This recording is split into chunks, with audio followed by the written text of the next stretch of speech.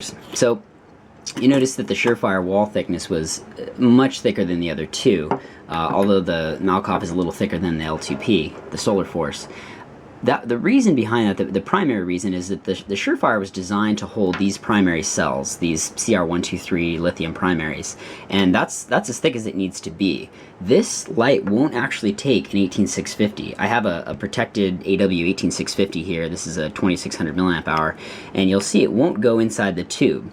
Now, there are people who modify these lights who will bore these out, just stick it in the lathe and take a few mils off the inside, that make these compatible with a protected 18650 like this.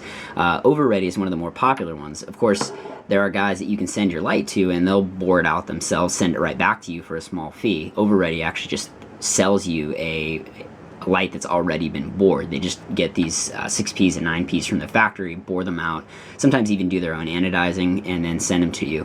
I'll mention that while I'm discussing it, the anodizing on the typical 6P or the 9P is actually type 2 anodizing.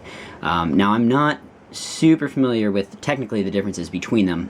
I know that type 3 hard anodizing seems to be the go-to, seems to be what everybody wants in their lights. It's apparently a little bit tougher, a little bit more resistant to scoring and scratching.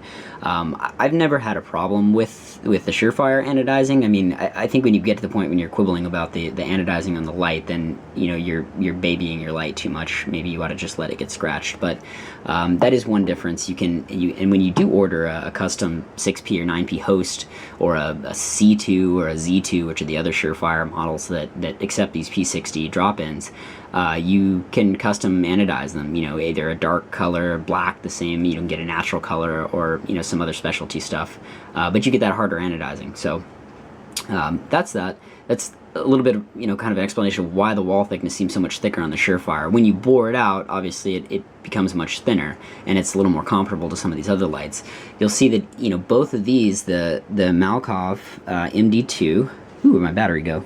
Looks like it rolled. Oh, there it is. This will take an 18650, no problem. It's a very comfortable fit. There's still a little bit of wiggle room, so you can maybe take a larger. I think I have some 2900 milliamp hour cells. Those also fit without a problem, but there's not a lot of wiggle room, so it's not loose. You don't get any battery rattle in there with 18650. The L2P is same thing, a very comfortable fit. Might even be a little bit larger internal diameter. But it takes the 18650 no problem. So, between the really only apples to apples comparison we have here are these two, which are bored for 18650 from the factory. And of the two, the Malkoff has a little bit thicker wall thickness. And you get that sense when you pick up the light, it's just a little bit heavier. Another thing to look at is the way that the heads are designed on these things. You'll see the head has a bezel on the front that you can unscrew and this is for the Solar Force and the Surefire. They work the same way. Inside you have a little retainer here, usually some kind of a bushing, just to kind of keep the water out. And then you have your lens, which comes out and sits on another little rubber boot or bushing down inside there. That keeps the water out, or attempts to keep the water out. I've found that in general these lights are extremely waterproof, much more so than they advertise. I think they give themselves ratings that IPX8 or IPX6. And I've looked at what those depth rating means. I'm a scuba diver, and I've taken some of these lights down to crazy depths, 50 feet, 60 feet deep, just to see if they would work. And I turn them on, and there's no problem, So I think in that particular circumstance, when you're just subjecting it to water pressure, they're perfectly submergible. That's not an issue at all.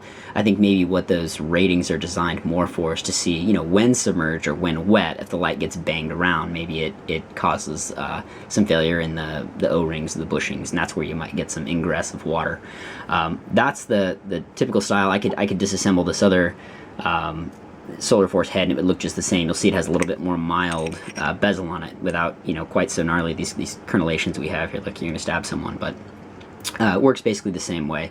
And you'll notice one similarity between the Surefire and the Solar Force is they have these kind of these anti-roll faceted bezel collar thing here. And it's nice. You put the light down, it doesn't roll away.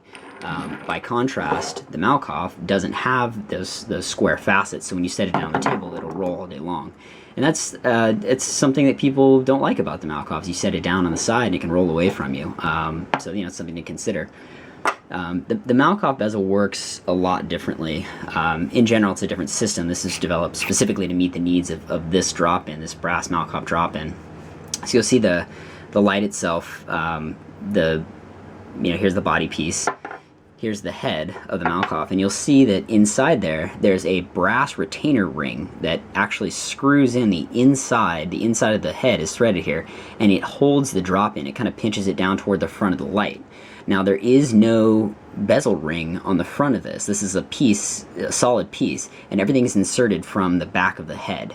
You have to use a set of snap ring pliers. In this case, I just have a little pair of needle nose, and you can loosen that brass ring. And that brass retaining ring will unscrew and allow you to pop the drop-in out. I won't do that with this one since you will have already seen what the drop-in looks like, but I will make one note on the Malkoff.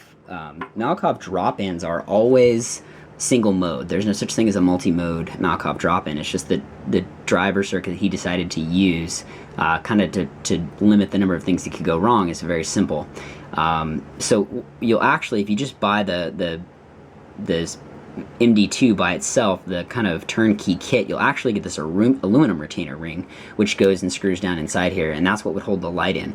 This brass one, when you see a brass one like this, and it has this little, it's really tough to see, I think, because of the lighting, but there's a little kind of a nip thing down in there that is on a spring, and what that does, this brass retainer ring is a kind of an extra accessory. It allows you to make a two-mode light out of this Malkoff. So I'll put this one back together so I can show you what I mean. The only way that the Malkoff can do two modes is by using this retainer ring, because there are no drop-ins that offer find my tail cap here, I got pieces everywhere. So I'll get it screwed back together, I'll show you what I mean. If the head is tight, like it is now, and I turn it on, it's quite bright.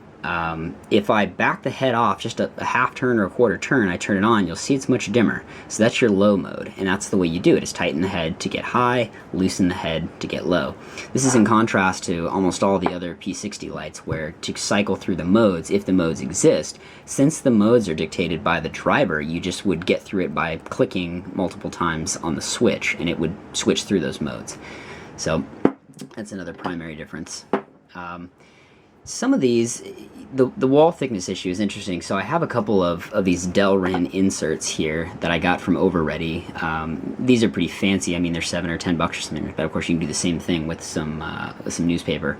But if you were to take, for example, one of these P60 18650 lights that were bored for an 18650, and you decided that you wanted to run, for example, some AA's in there. You had a low voltage module, you wanted to run AA's. You can take these inserts and slip them down in there like a sleeve, and it shrinks the internal diameter of the tube such that you could then pop in a couple AA cells and you wouldn't get any battery rattle. This one's actually made for a 3-cell light. It's longer, which is why it's sticking out the end there. But for example, if I were to use the Surefire, which is only bored, less than 17 millimeters, or right around 17 millimeters instead of 18 millimeters, I would need a different sleeve. You'll see this sleeve is a little bit smaller. So this one actually slips down really nicely down inside the 9P, and that allows me to run 2 AA's if I want. Now the thing with 2 AA's is you're losing some voltage there, because you're at, 1.5 volts per cell instead of 3 volts for the primaries. So you'll need a low voltage head, and that's another thing to consider. All these different drop-in modules that you can get have different voltage requirements. Some of them, like the Malkoff, this Malkoff, for example, won't even run on 2 primaries. It won't run in regulation, at least. You'll need to get at least 3 cells to make this run regulated. By contrast, this Solar Force actually has a voltage range of 3 to 18 volts. So that's anywhere from a single lithium primary all the way to many cells, or several rechargeable lithium-ion cells. So you have to pay attention to your drop-in voltage when you're looking at running a P60 drop-in, light like this. There's a couple of the little tricks that I'll share with you when trying to fit in some of these drop-ins. You get the sensation where you get a little bit of rattle inside the head. Sorry about the the interruption there. I had a technical issue. Technical in that my battery ran out in my camera. That was a rookie mistake, but here we go. I'll keep going with what I was going with. I was talking about how these modules, when you try to fit them down inside the head, sometimes they can rattle a little bit, or they don't make good contact with the inside of the head there. And it's important. You want to make that contact, but that's your thermal pathway. I mean, your module's generating a lot of heat, and you want that heat to be able to escape the system. The only way to do that is for it to kind of seep into the light itself, which then can dissipate out in the air or into your hand if you're holding it. So that thermal pathway is pretty important. One of the best ways to make sure that you get a good fit there, since all of these are made by different manufacturers and the tolerances aren't super tight, is to use something like this copper tape. I mean, the way you would use it would be to just wrap your actual drop-in with this copper tape. You'd peel the back off. I think it's actually adhesive, this stuff is. Kind of wrap your drop-in up so that you get to the right diameter, and you can keep testing it, just clip it off, and then you can kind of press fit your head down inside there so that it makes really good contact. And the copper's great. It's a little expensive, and not everybody knows where to get copper tape. So what you can do too is just use some aluminum foil that you have, in your kitchen. Trim some strips, wrap it around here. I use aluminum foil primarily for this. I just happen to have some of this copper tape because I think it came with one of the drop-ins that I purchased. But that will make sure that this fit is a lot tighter in here, and that you get a better thermal pathway from your drop into your light. So that's something to look out for. Again, this only works in this situation. We've got these kind of very standard P60 drop-ins. This won't work for you for the Malkoff because of the way that it fits down inside the head. It's actually it just jams in the front there, and then uses the retaining ring to screw it in. The thing about the Malkoff, though, is that drop-in was made specifically for this head. It's the same manufacturer. They make the tolerances pretty tight, and it's just a big chunk of brass anyway, so you get pretty good heat sinking with this MD2. You don't really need to exercise the tinfoil trick to get good heat transfer. I want to talk a little bit about the quality of these different lights, and quality means different things to different people. I'll start out by saying that I have never had any of these lights fail on me. I've never had a Solar Force or a Surefire or a Malkoff fail ever. Now, when you're first putting these together, you'll find that sometimes if, for example, a spring is too long or too short, or you don't have something screwed down tight, or you don't have the retaining ring tight or something, you'll get a little flickering in the light. But that's your fault. That's not the manufacturer's fault. You need to make sure when you're installing these things that you get them installed properly. But once installed properly, I've never had a problem with any of the performance on any of these lights. I have what many people would consider to be the cheapest of these lights, or what is actually the cheapest in terms of money, the Solar Force. I have one of these mounted to my Remington Wingmaster 870 12-gauge shotgun, and it's actually a Malkoff mount that I have on there. But I've fired hundreds of shots with that gun, just shooting clay. I don't even take it off of there, just because I thought, hey, this is a great way to test kind of the shock resistance or the impact resistance of the light.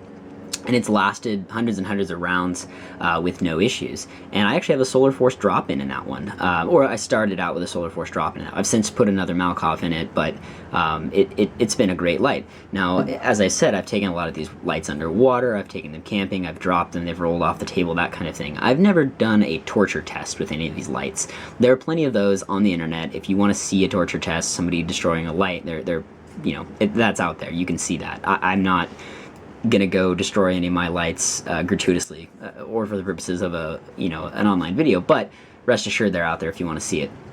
The other things that when we talk about quality, I think are perception issues. The Solar Force feels like a solid light. I mean, it's a machine piece of aluminum, and that's what it feels like. It feels like a machine piece of aluminum. The anodizing is very consistent. I don't have any difference in the head versus the body with the color of the anodizing. You'll see that there's tons of grease on the threads here, and sometimes that silicone grease comes from the factory like that. They want to make sure that everything's lubed up well so they don't get any moisture or anything. But the threads are relatively smooth when you're threading on the tail cap.